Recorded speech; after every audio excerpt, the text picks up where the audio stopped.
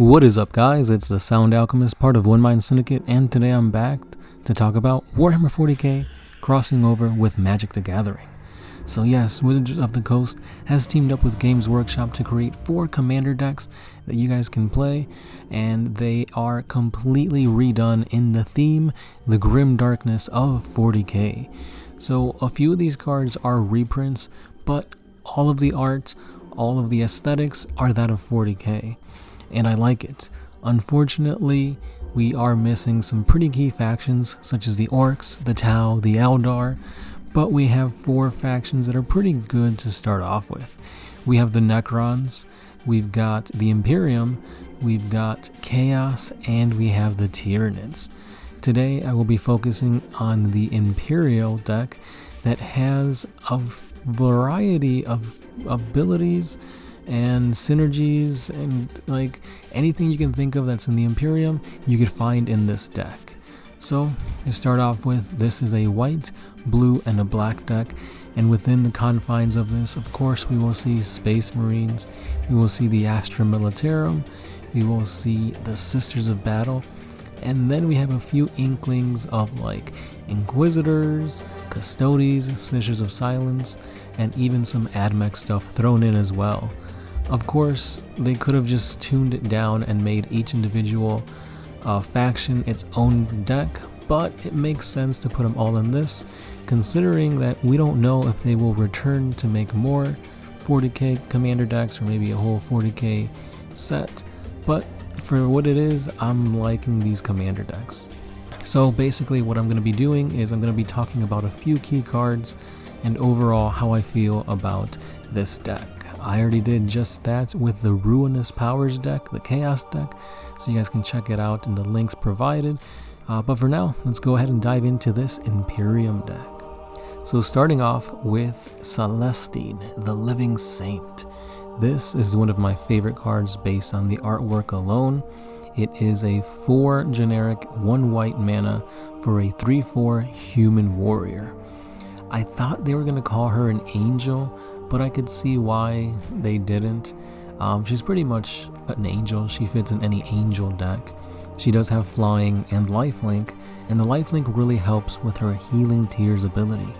At the beginning of your end step, return target creature card with mana value X or less from your graveyard to the battlefield, where X is the amount of life that you gained.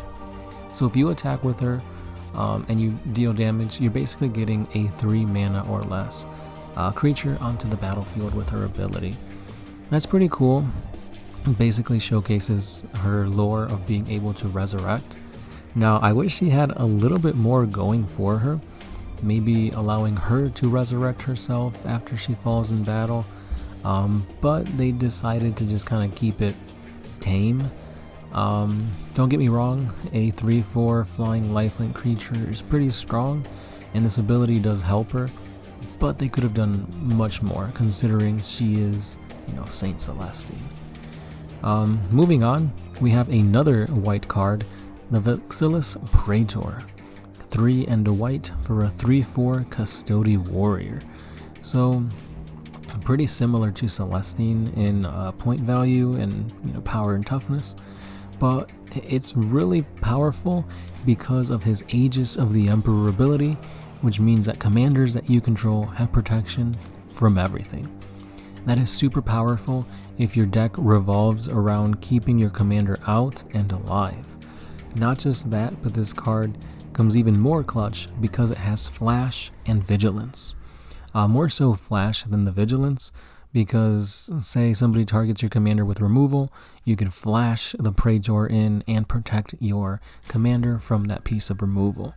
So a really powerful card, which kind of also goes with the theme of what Praetors are. They are the bodyguard of the Emperor of Mankind, so it makes sense that they will do anything and everything to protect the Emperor, be it attack and defend at the same time with Vigilance, or be it protected with his Aegis of the Emperor ability. Now, unfortunately, the Emperor of Mankind cannot be our commander here, but we do have a pretty good replacement. Again, unfortunately, it wasn't Gilliman, which would have made the most sense, but it's Marnius Calgar. 2, a white, a blue, and a black for a 3/5 legendary creature, Astartes warrior. When it comes to the lore of Calgar, I never liked it. I felt like he just got beat up too often, and he was just too Boy Scouty, I guess you can say. He fought against the Swarm Lord, and he got 3 of his 4 limbs cut off. He almost died multiple times in the lore, but in the comics he's able to take out like a Lord of Skulls like nothing, and recently he underwent the Primaris upgrade to become a Primaris Space Marine. I think he was like one of the first. But with that being said, I never liked Papa G. But this card is pretty good. It's actually one of the better commanders that I've seen, and that's because of the Master Tactician rule that states whenever 1 or more tokens enter the battlefield under your control, you get to draw a card. So his theme, his deck will revolve around token generation. The more tokens you make, the more card draw you have, the better. Not just that, but he also has the Chapter Master rule, which for 6 mana of any color, you can create 2 2/2 white Astarte creature tokens with Vigilance. And that also plays into his Master Tactician, so you could create 2 tokens and then draw a card. And not just that, but if you need to attack with him, he does have double strike. I assume because he dons the gauntlets of Ultramar. So yeah, really powerful token generator when it comes to the Esper colors. But I think things get a little bit more spicy with this next card, and that is none other than Belisarius Call.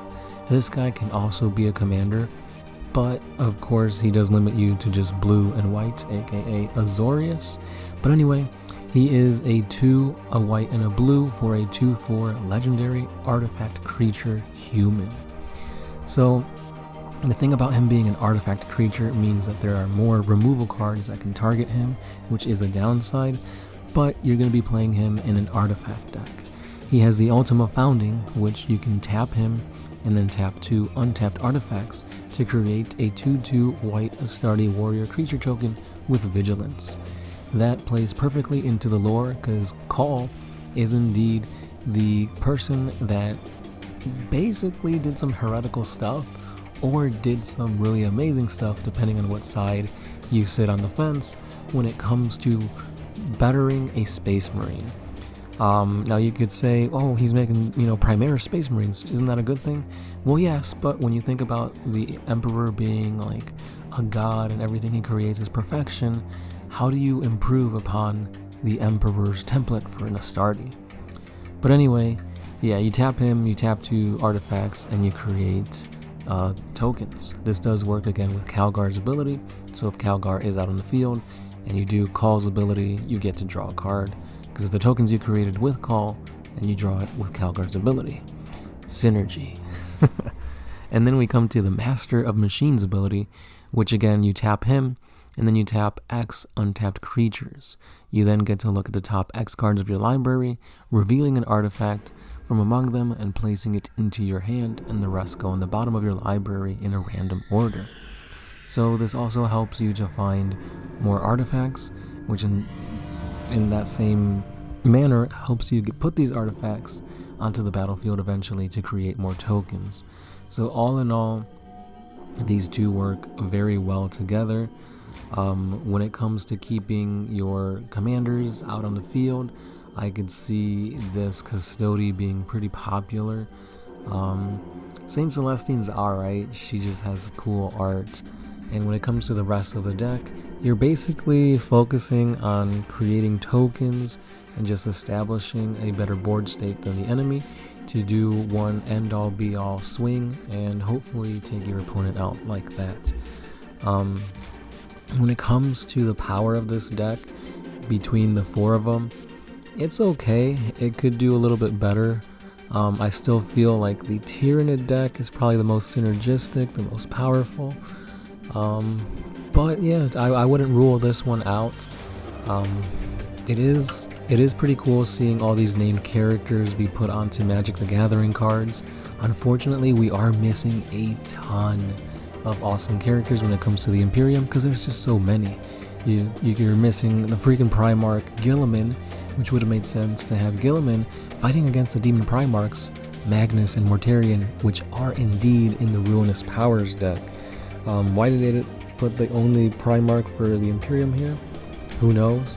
But again, I have a feeling that they're going to have more of these decks or sets come out where we have more of these characters from 40k available to us. But yeah, with that being said, guys, let me know your thoughts, your ideas. Will you be picking up this deck? What do you think about it?